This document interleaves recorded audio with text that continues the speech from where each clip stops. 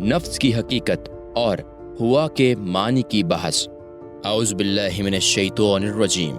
बिस्मिल्लाहिर रहमानिर रहीम। अल्लाहुम्मा सल्लि अला सय्यिदिना व मौलाना मुहम्मदिन व अला आलि सय्यिदिना व मौलाना मुहम्मदिन व बारिक वसल्लम। नफ्स की हकीकत और हुआ के मानी की बहस। वाज़ेह हो कि नफ्स के लग़वी मानी वजूद शई और हकीकत ज़ात के हैं।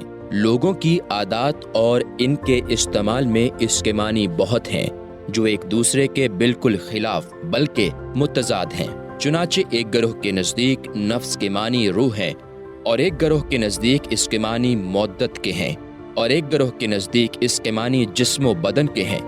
एक दूसरे गिरोह के नज़दीक इसके मानी खून के हैं। लेकिन तरीक़त के मुहक्किकीन के नज़दीक इस लफ्ज़ के मज़कूरा मानी में से कोई मानी मुराद नहीं है। अरबाब तरीक़त का इस पर इत्तेफाक है कि दर हकीकत नफ्स तमाम शर और बुराई का सरचश्मा है जो बड़ा इमाम और कायद है। लेकिन एक गिरोह ये कहता है कि नफ्स वो शे है जो कालिब में बतौर अमानत रखा गया है जैसे रूह। एक गिरोह ये कहता है कि ये कालिब ही की एक सिफ़त है जिस तरह हयात व जिंदगानी इसकी सिफ़त है। बाएं हमा इसमें सब मुत्तफ़िक हैं कि कमीना खसलतें और बुरे अफ़आल इसी से ज़ाहिर होते हैं। अफ़आल नफ्स के इक़साम। नफ्स के अफ़आल की दो किस्में हैं, एक मासियत व नाफरमानी, दूसरे कमीना खसाइल जैसे तकब्बुर, हसद, बुख़ल, गुस्सा और कीना वगैरह। इनके मा सिवा वो तमाम बातें जो अक़्ल व शरीयत के नज़दीक मज़मूम व रकीक हैं वो नफ्स के अफ़आल बद हैं। इसलिए रियाज़त व मुजाहिदे से इन बुरे खसाइल को ज़ाइल किया जा सकता है जिस तरह तौबा से मासियत को दूर किया जा सकता है। और यह कि मासी नफ्स के ज़ाहरी औसाफ में से है और कमीना खसलतें इसके बातनी औसाफ में से ताल्लुक़ रखते हैं। रियाज़त व मुजाहिदा इसके ज़ाहरी अक़वाल को और तौबा इसके बातनी अफ़आल को नेस्तबूद करते हैं। और कमीना खसाइल से जो बातिन में कदूरतें पैदा होती हैं वो ज़ाहरी औसाफ रियाज़त व मुजाहिदे के ज़रिया पाक व साफ़ की जा सकती हैं। और जो कदूरत ज़ाहरी अफ़आल बद से पैदा होती है वो बातिन की सफाई से जाती रहती है। नफ्स व रूह दोनों कालिब में इतने ही लतीफ़ हैं जितने आलिम शयातीन व फरिश्ते और जन्नत व दोज़ख। लेकिन एक महल खेज़ है और एक महल शर। जिस तरह आँख महल बसर, कान महल समात और ज़ुबान महल ज़ायका है, इसी तरह कुछ ईमानो औसाफ कालिब इंसान में बतौर इमानत रखे गए हैं। लिहाजा नफ्स की मुखालिफत तमाम इबादतों की जड़ और मुजाहिदों की असल है। इसके बगैर बंदा राह हक नहीं पा सकता, इसलिए कि नफ्स की मुवाफ़क़त में बंदे की हलाकत है और इसकी मुखालिफत में बंदे की निजात है। चूँकि हक़ ताला ने इसकी मुज़म्मत फरमाई है जैसा कि इरशाद है, वनहिन नफ्सा अनिल हवा फ़इन्नल जन्नता हियल मावा। अल-नज़ात 40 और 41। जिसने नफ्स को ख्वाहिश से रोका बेशक जन्नत इसका मस्कन है। और इरशाद है, अफ़कुल्लमा जाअकुम रसूलुम बिमा ला तहवा अनफुसुकुम मुस्तकबरतुम। अल-बक़रा आयत 87। जब भी तुम्हारे पास रसूल वो चीज़ लेकर आए जो तुम्हारे जी को पसंद नहीं थी तो तुमने इससे तकब्बुर किया। हज़रत यूसुफ सिद्दीक़ अलैहिस्सलाम के कौल की अल्लाह ताला ने खबर दी के वमा उबर्रि नफ्सी इन्न नफ्सा लम्मारता बिस्सौइ इल्ला मा रहिमा रब्बी। यूसुफ आयत 53। मैं अपने नफ्स की पाकी नहीं बयान करता क्योंकि नफ्स तो बहुत ज़्यादा बुराई का हुक्म करने वाला है मगर जो खुदा ने मुझ पर रहम फरमाया। रसूलुल्लाह सल्लल्लाहु अलैहि वसल्लम का इरशाद है, इज़ा अरदल्लाहु बिअब्दिन खैरन बसरा बिउयूबि नफ्सिही। अल्लाह ताला जब बंदे से भलाई का इरादा फरमाता है तो इसे इसके नफ्स के अयूब दिखा देता है। अहादीस में मज़कूर है कि अल्लाह ताला ने हज़रत दाऊद अलैहिस्सलाम पर वही नाजिल फरमाई, या दाऊद आदा नफ्सका फ़इन्न वुदई फ़ी अदावतिहा। ए दाऊद तुम अपने नफ्स को दुश्मन जानो क्योंकि मेरी मोहब्बत इसकी दुश्मनी में है। जो कुछ बयान हुआ सब सिफ़ात हैं और ये यकीनी चीज़ है कि सिफ़त के लिए मौसूफ दरकार होता है ताकि वो इसके साथ कायम होकर, क्योंकि सिफ़त अज़ खुद कायम नहीं होती और सिफ़त की मारफत इस वक्त तक नहीं होती जब तक कि कालिब की पहचान मुकम्मल तौर पर से ना हो जाए। इसकी पहचान का तरीका इंसान के औसाफ का बयान है और लोगों की इंसानियत की हकीकत में उर्फा के बहुत से कौल हैं।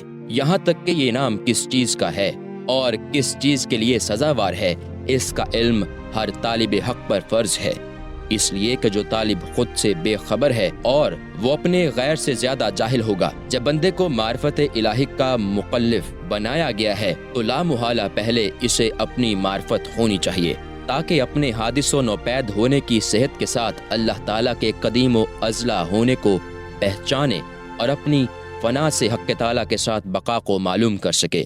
نص قرآنی اس پر ناطق ہے کہ اللہ تعالیٰ نے کفار کا ذکر صف جہالت سے کیا ہے، چنانچہ ارشاد ہے وَمَنْ يَرْغَبْ عَنْ مِلَّةِ إِبْرَاهِيمَ الْأَمْنِ صَفْحَ نِفْسَهُ، جس نے ملت ابراہیمی سے منہ موڑا وہ اپنے آپ سے جاہل ہے، یعنی اس نے اپنے آپ کو نہیں پہچانا۔ طریقت کے ایک بزرگ فرماتے ہیں کہ من جہل نفسہ فہو بالغیر اجہل، جو اپنے نفس سے جاہل ہے وہ دوسروں سے زیادہ جاہل ہوگا، یعنی اس نے اپنے آپ کو نہیں پہچانا۔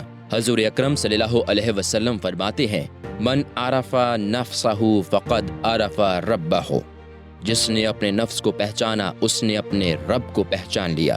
مطلب یہ ہے کہ جس نے اپنے نفس کی بابت یہ جان لیا کہ وہ فنا ہونے والی چیز ہے تو اس نے اپنے رب کو پہچان لیا اور سمجھ لیا کہ وہی باقی رہنے والی ذات ہے۔ ایک قول ہے کہ جس نے اپنے نفس کو جان لیا کہ وہ ذلیل و خوار ہونے والی چیز ہے اس نے اپنے رب کو پہچان لیا کہ وہ عزت و کرامت بخشنے والی ذات ہے۔ ایک قول یہ ہے کہ جس نے اپنے نفس کی بندگی سے پہچان لیا اس نے اپنے رب کی ربوبیت سے پہچان لیا۔ جس نے اپنے ہی کو نہ پہچانا وہ دوسرے کو کیا پہچانے گا۔ اس جگہ معرفت نفس سے مراد معرفت انسانیت ہے۔ معرفت انسانیت باہمی معارضہ کی وجہ سے لوگوں کا اس میں اختلاف ہے کہ چنانچہ ایک گروہ یہ کہتا ہے کہ انسان صرف روح کا نام ہے اور جسم اس کی ذرا اور لباس اس کے رہنے کی جگہ ہے تاکہ تباہ کے خلل سے محفوظ رہے، اور حسن عقل اس کی صفت ہے۔ یہ قول باطل ہے، اس لیے کہ جب روح جسم سے جدا ہو جاتی ہے تب بھی اسے انسان کہا جاتا ہے۔ یہ نام مردہ شخص سے بھی جدا نہیں ہوتا، فرق صرف اتنا ہے کہ جب جسم میں روح تھی تو زندہ انسان تھا اور جب روح نکل گئی تو وہ انسان مردہ ہو گیا۔ بتلان کی دوسری وجہ یہ ہے کہ حیوان کے اجسام میں بھی روح رکھی گئی ہے مگر اسے انسان نہیں کہا جاتا۔ اگر انسانیت کی علت روح ہوتی تو چاہیے تھا کہ روح جہاں کہیں بھی ہو اس پر انسانیت کے حکم کا اطلاع کیا جاتا، اور وہ بھی دلائل کے ساتھ۔ یہ قول باطل ہے۔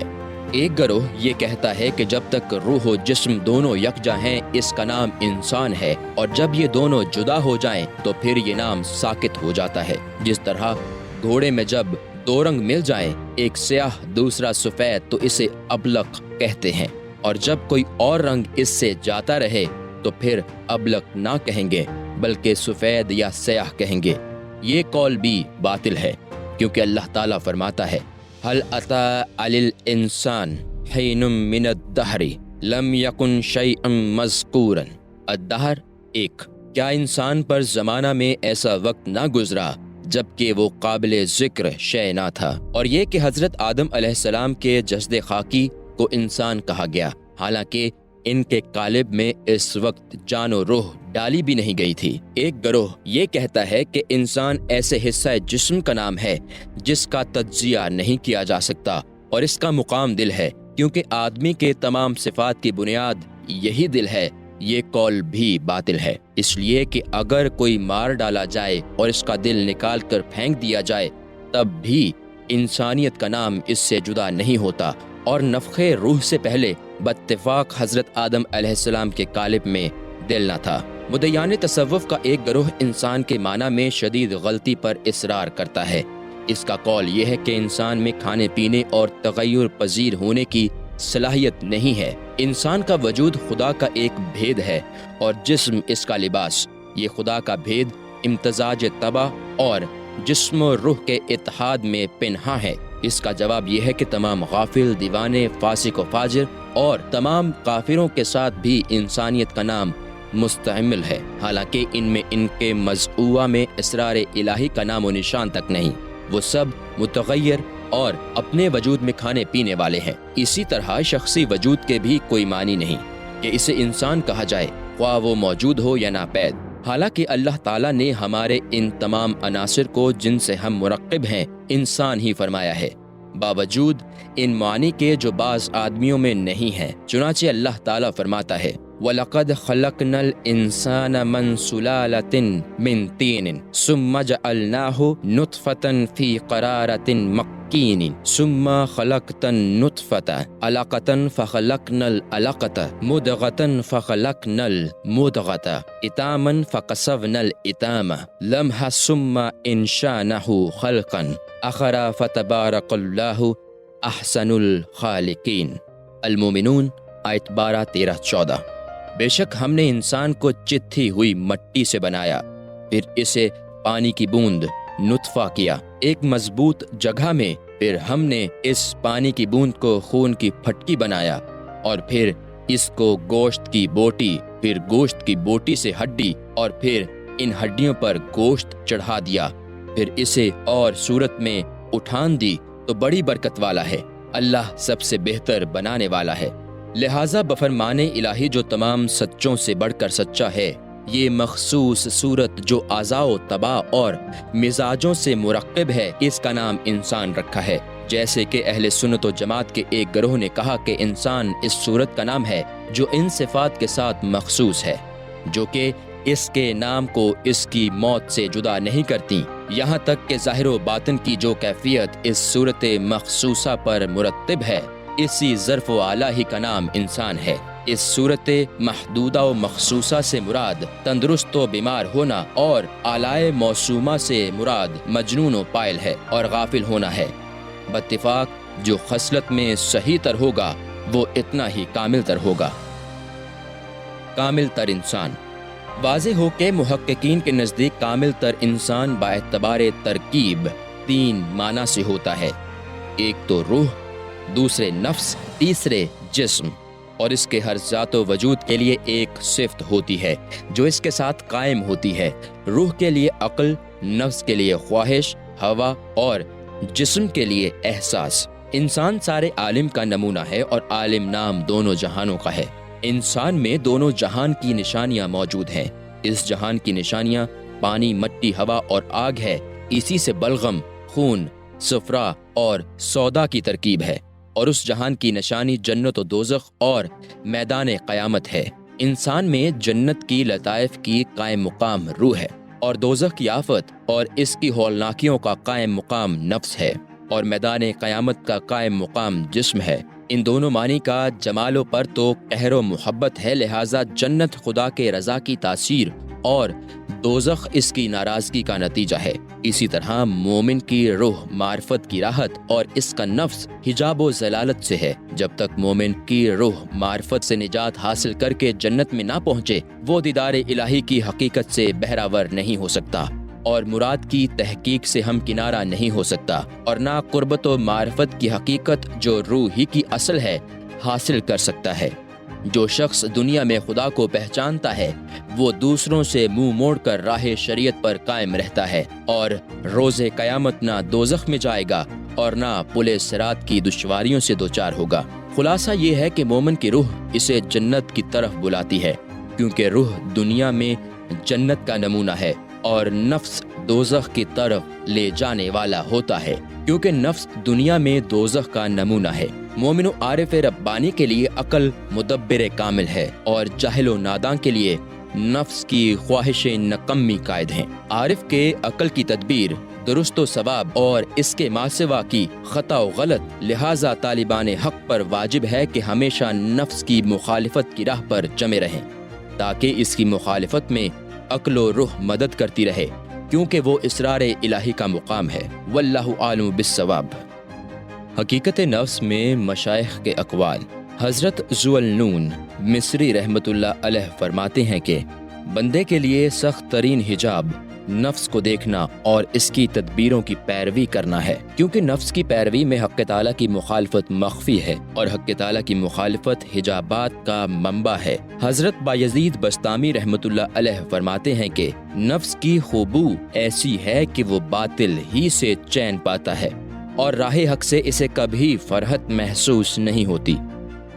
حکیم ترمذی حضرت محمد بن علی رحمۃ اللہ علیہ فرماتے ہیں کہ تم یہ چاہتے ہو کہ اپنے نفس کی بقا کے باوجود جو تمہارے اندر ہے حق تعالیٰ کی معرفت حاصل ہو جائے، بھلا یہ کیسے ہو سکتا ہے جبکہ تمہارا نفس اپنے وجود کے باقی رکھنے کی تدبیر سے بھی آشنا نہیں ہے؟